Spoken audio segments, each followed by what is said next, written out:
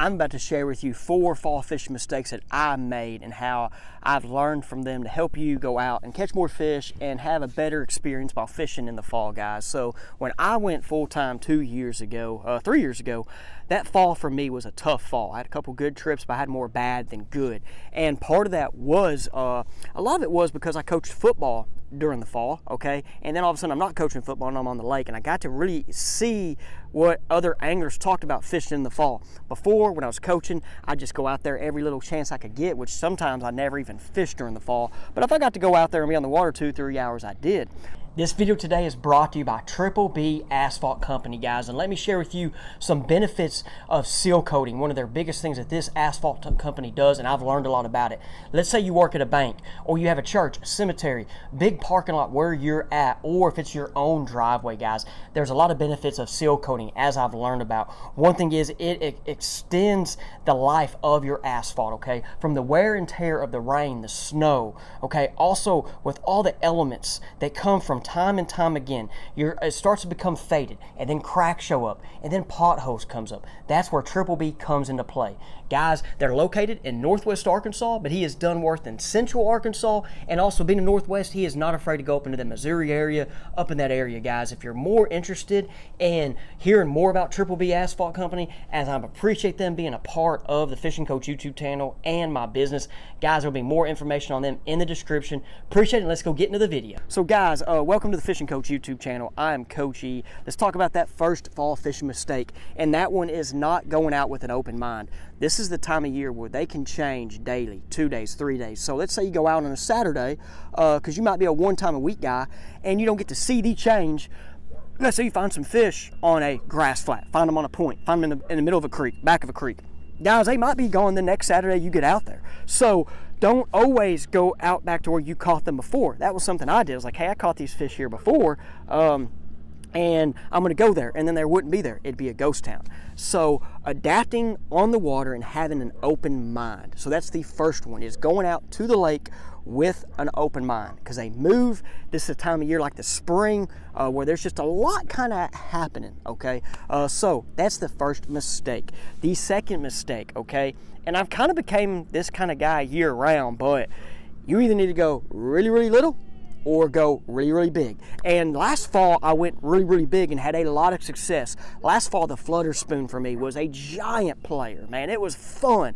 Caught a lot of fish. The Alabama rig was small little swim baits, was a big, big player, okay?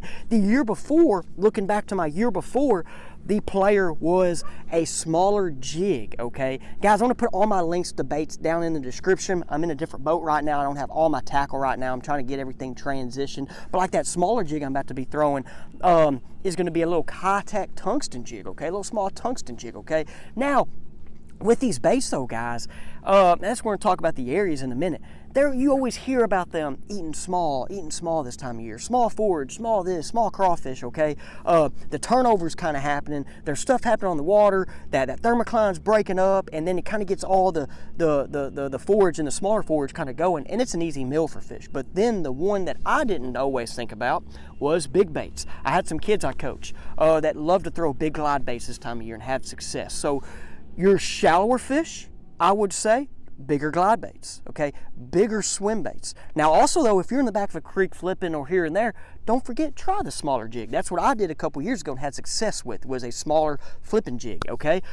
Then that bigger flutter spoon, of course, was for me an offshore deal, and it was a lake where there is bigger forage. Now there's small forage in it, because I'd catch them with that Alabama rig with little swim baits, but then all of a sudden I catch some big 7-8 pounders with the big flutter spoon, okay? So mistake number 2 is the size of the lure. Either go small or go big, okay? Now, the next one is the location you're fishing, okay? Guys, I helped with the Deep Dive app a couple years ago, or actually last year, on a lot of the tournament data. And during the fall, I was putting in a lot of that Excel sheet that had like 30 different like columns and stuff. I did a lot of the fall fishing, and it seemed like a lot of the top 3 anglers were in 2 parts of the lake. They're in the lower end, okay, chasing deeper fish that could be in the mouth of creeks or the back of creeks, or the other location was as far up the river as you can go. Guys, I remember fishing with Randy Blockett way up Table Rock on Flat Creek's what it's called, in the back of Flat Creek. I'm talking as far as you could take a fiberglass boat. Okay, he has an aluminum boat now, so he can probably take it further. And he was catching fish on a small little crankbait. And I'm not talking 2-pounders, I'm talking 5- and 6-pounders. So that's the two type of strategies you have, is you're going way up the river, way up your river arms, or you stay on the lower end of the lake.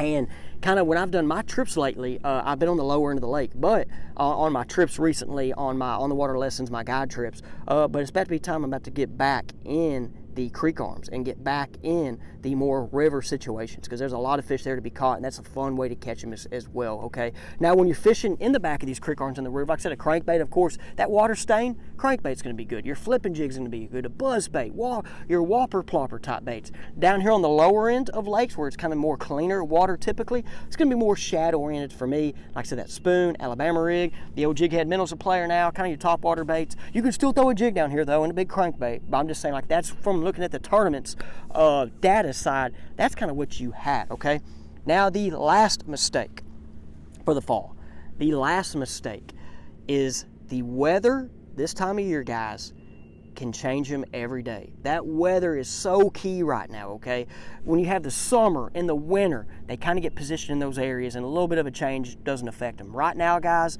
like today was our first cool temperature, but we're going to have it get hot again. Then it's going to get cool again. Then we're about to have some rain. Now, there was one fall, guys, it was during COVID when I was still coaching, where it was Millwood Lake, and it was a blast, guys. This was a blast, but this was like fall fishing, but it kind of was, this is more of a river. It ain't like a lake.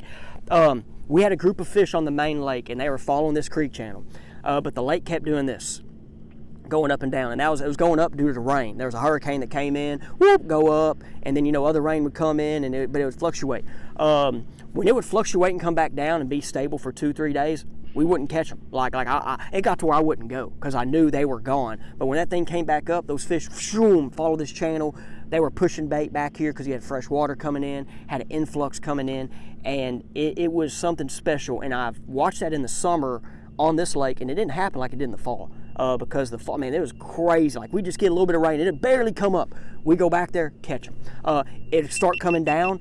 We would find them coming out, catch them. And then after it stayed down for 2-3 days, don't even worry about going. Go to another lake, okay? But when it rained, it did. So that was a scenario on the river, but on these lakes even, weather affects them every day. So if you get to fish once a week, twice a week, go back out there, back to number one, with that open mind, okay? Guys, appreciate you coming to the Fishing Coach YouTube channel. Let me know some fall fishing mistakes from your standpoint, okay? I know this video right here just took me 7 minutes to talk about all that. I could have probably broke down a little bit more, but hopefully these mistakes will help you go out and catch more fish. Now, guys, let's get into the Faith Juice segment. Appreciate you guys coming to the Faith Juice segment of the episode. I'm about to share one of the parables. It's kind of one of my, there's, like I say, favorite. I mean, there's a bunch of parables, but this one kind of means a lot to me in a way, because I remember when I was younger and I heard this one, it hit me hard, and it was taught well, and it's just one that's just kind of stuck with me. So I'm going to share with y'all, and this is going to be short. I'm going to try to not make this like a 20-30 minute sermon, because this is a parable that can be talked about for like 3, 4, 5 hours, okay, maybe more. But it's in a couple different segments in the New Testament. Mark 2 is kind of where I have it memorized, but it's in Mark, Luke, and it's where Jesus healed a paralyzed man.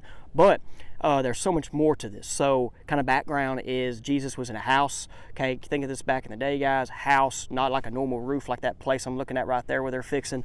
Roofs are kind of mud. They're kind of, like kind of squarish houses where the roofs aren't like this. And the place was so filled that he had friends that put him on top of the house. They dug a hole and put him down.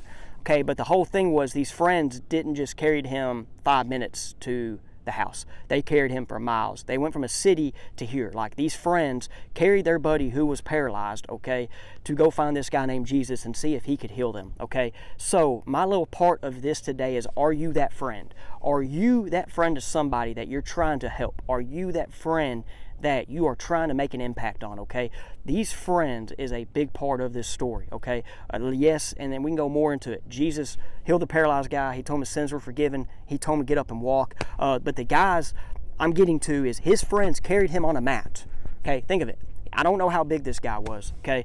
But even if he's 100 pounds, carrying the dude 100 pounds for miles and miles and miles is not easy, okay? But these friends stopped what they were doing to help their friend, okay? So are you that friend today? Are you that friend that's going to help one of your other friends or a family member, help your son, your daughter, okay? I've heard a lot of stories lately, and it's been it's always great, man, because when I was younger, you know, I didn't see this stuff at times, but I've heard some stories of some people in the boats with me that have kids that have gone through stuff, and how they've been there, and how they've been there for them. And always being there isn't mean like just like bailing them out, or like right away bailing them out, or giving them money. It's being there to support them and help them, but watching them grow, and then they learn and, you know, come from their mistakes, okay, or whatever situation they have in life.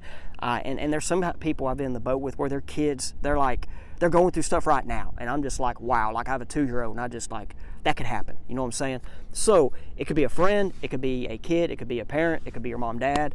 Anyway, guys, are you that person? Okay, appreciate you. Thank you for listening to the Faith Juice segment. Leave me a comment, let me know what you think, and guys, we will see you on the next one.